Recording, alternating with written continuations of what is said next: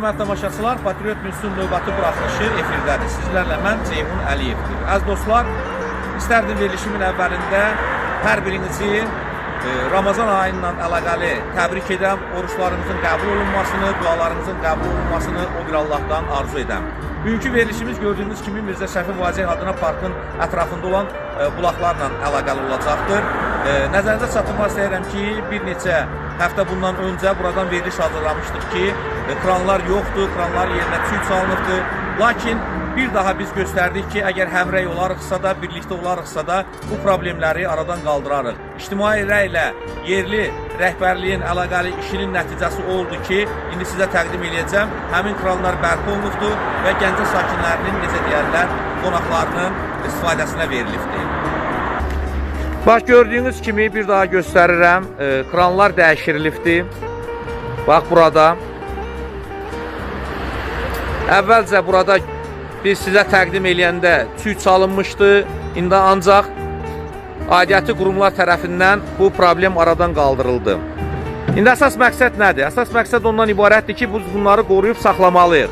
Çünki dəfələrlə olubdur ki, deməli bu kranlar dəyişirilibdir. Ancaq sonradan vətəndaşlar tərəfindən, gördüyünüz kimi su da gəlir, vətəndaşlar tərəfindən bir çox kranlar sıradan çıxıbdır. Daha sonra nəzərinizə çatdırmaq istəyirəm ki, oğurlu halları olubdur. Belə hallara yol vermək olmaz. Çünki bura bizim doğma şəhərimizdir.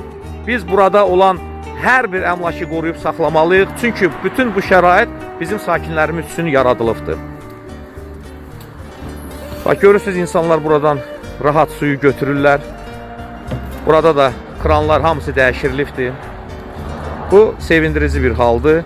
Bir daha qeyd edirəm ki, aidiyyəti qurumlar qısa bir müddətdə buna reaksiya verdilər və bu problemi aradan qaldırdılar.